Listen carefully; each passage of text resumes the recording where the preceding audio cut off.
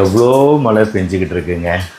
இந்த பயங்கரமான மழைக்காலத்தில் நம்ம குடிக்க வேண்டிய முக்கியமான ஒரு விஷயம் இந்த தண்ணி தாங்க. இந்த தண்ணியை கவர்மெண்ட்டே ரெக்கமெண்ட் பண்ணியிருக்கு. இந்த தண்ணி தான் மழை தண்ணி கிடையாது, நிலவேம்பு குடிநீர். இன்னைக்கான வீடியோவில் நிலவேம்பு குறித்து பார்க்க போகிறோம்.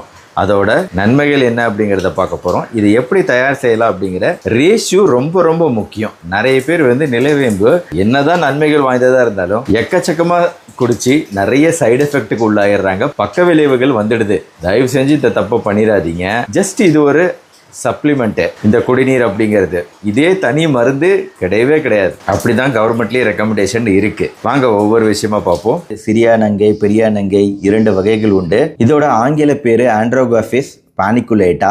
நிலவேம்பு நல்ல கசப்பு சுவை உடையது. இதோட இலையும் தண்டும் ஆனா நல்ல மருத்துவ குணங்கள் வாய்ந்தது. 2 முதல் 3 அடி வரை இந்த செடி வளரும். உங்களுக்கு அந்த செடியோட தண்டு பகுதியை தொட்டு பார்த்தீங்கனாலே அப்படியே ஒரு ஸ்கொயர் மாதிரி இருக்குங்க. பொதுவாக வட்ட வடிவத்தில் தானே இருக்கும் தண்டு பகுதி எல்லாமே. ஆனால் இந்த செடியோட தண்டு பகுதி உங்களுக்கு நல்ல ஸ்கொயர் மாதிரி இருக்கும். அந்த இலைகள்லாம் மிளகாய் செடியோட இலைகள் மாதிரியே இருக்கும். ஆனால் அது நிலவேம்பு இலைகள். வட மாநிலங்களில் மகாட்டிகா, அதாவது கசப்பின் அரசன். ஆயுர்வேதத்தில் காலமேகா.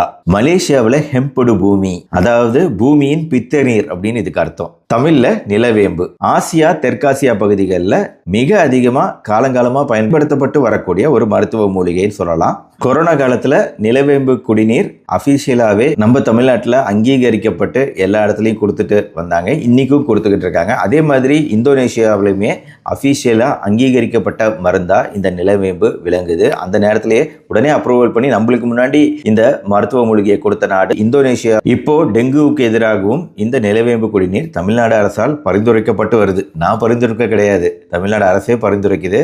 நிலவேம்பு குடிநீர் அப்படிங்கிறது இந்த மாதிரி காய்ச்சலுக்கு மட்டும் இல்லைங்க, புற்றுநோய் தடுக்கக்கூடியதாக இருக்குது. டயபெட்டிஸ்க்கு அருமையான மருந்து. பாம்புக்கும் கீரிக்கும் சண்டை பாம்பை கடித்து கொன்ற பின் கீரி பிள்ளை இந்த செடியில புரண்டு எழுந்து தன்னோட புண்களை ஆற்றிக்கொள்ளும் அப்படின்னு ஒரு பரவலான நம்பிக்கை உண்டு. வீடுகளோட வேலியில சிறியானங்கைய வளர்த்து வந்தாலும் பாம்பு எட்டி பார்க்காது அப்படின்னு பறவை உண்டு.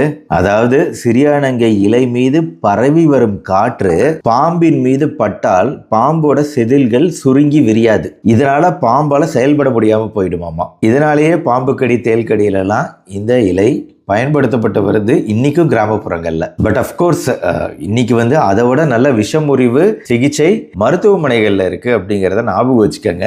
டைரக்டாவே பாம்போட விஷத்தை உடனடியா நியூட்ரலைஸ் செய்யக்கூடிய ஆன்டிடாக்சின், ஆன்டிவினம் நம்ம கிட்ட இருக்கு. சிறியானங்கையின் இலை மற்றும் வேறு பகுதிகள் மருத்துவ நன்மை கொண்டவை. அந்த காலத்துல வேட்டைக்கு செல்லும் வேடர்கள் சிறியானங்கை செடியின் வேற அப்படியே பல்லுல கடிச்சுக்கிட்டே அப்படியே வேட்டைக்கு போவாங்க.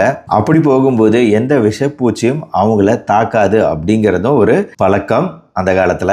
தோல் நோய்களுக்கு கூட சிறியானங்கை பயன்படுத்தப்பட்டு வருதுங்க. இந்த அலர்ஜி தொந்தரவு இருக்கிறவங்களுக்கு இந்த சிறியானங்கை பயன்படுத்தும் போது அலர்ஜி தொந்தரவுகள் குறையறதா ஆராய்ச்சிகளும் இருக்கு. குறிப்பா நிலவேம்பு குடிநீர் நம்ம டைஜஸ்டிவ் ஹெல்த், ஜீரண மண்டலத்துக்கு ரொம்ப நல்லது செய்யுது அப்படின்னு உங்களுக்கு தெரியணும். மேலும் ஃபேட்டி லிவர், கல்லீரல் பிரச்சனை இருக்கிறவங்களுக்கு கூட நிலவேம்பு ஒரு நல்ல மருந்துங்க. வேம்பு சம்பந்தப்பட்ட மூலிகைகள் எல்லாமே கல்லீரலுக்கு நல்லதுதான். அதுலயும் குறிப்பா நிலவேம்புக்கு, சிறியானங்கைக்கு ஃபேட்டி லிவர், கொழுப்புகள் படிந்திருக்கக்கூடிய கல்லீரலை குணப்படுத்துறதுல ஒரு சிறிய பங்கு இருக்கு. 1911 கார்ட்டர் அப்படிங்கிறவர் இதோட வேதி பண்புகள் என்ன அப்படிங்கிறத கண்டுபிடிச்சாரு. இவர் தான் நிலவேம்புல இருந்து ஆண்ட்ராகிரஃபோலைடு அப்படிங்கிற அந்த கசப்பு தன்மை கொடுக்கக்கூடிய விஷயத்தை பிரித்து எடுத்தாரு, பிரித்து காமிச்சாரு. இந்த ஆண்ட்ரோகிரஃபோலைடு தான் இந்த மருத்துவ பண்புகளுக்கு காரணம். நிலவேம்போட மருத்துவ பண்புகளுக்கு காரணம். பாம்பு மற்றும் தேல் கடிகளில் இன்றைக்கும் கேரளா, தமிழ்நாட்டில் அதிகமாக பயன்படுத்தப்பட்டு வருது.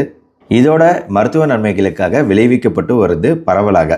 சாதாரணமாகவே இந்த மழை காலத்தில் குடிக்கிறது அப்படிங்கிறது நம்மளோட உடலோட எதிர்ப்பு சக்தியும் அதிகரிக்கக்கூடியது.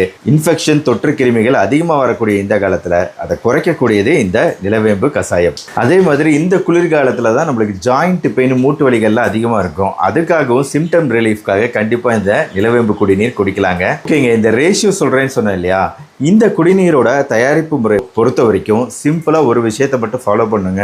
1/2 லிட்டர் எடுத்துக்கோங்க. 1/2 லிட்டருக்கு 5 to 10 கிராம் அளவுக்கு தான் நம்ம அந்த நிலவேம்பு பொடியாக இருந்துச்சுன்னா போடணும். அதையுமே நல்லா கொதிக்க வைக்கணும். எப்படின்னா நல்லா சுண்ட வைக்கணும்.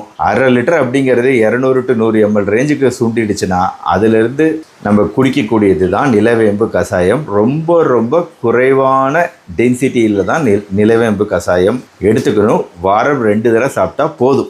ஆக இன்னைக்கான வீடியோ ரொம்ப இன்ட்ரெஸ்டிங்காக இருந்திருக்கும் அப்படின்னு நம்புகிறேன். இந்த வீடியோ பிடிச்சிருச்சுன்னா லைக் பண்ணுங்கள், உங்கள் ஃப்ரெண்ட்ஸ் அண்ட் ரிலேட்டிவ்ஸ்க்கு ஷேர் பண்ணுங்கள். மறுபடியும் நாளைக்கு இன்னொரு இன்ட்ரெஸ்டிங்கான மருத்துவ தகவலோட உங்களை மீட் பண்ணுறேன். நன்றி, வணக்கம்.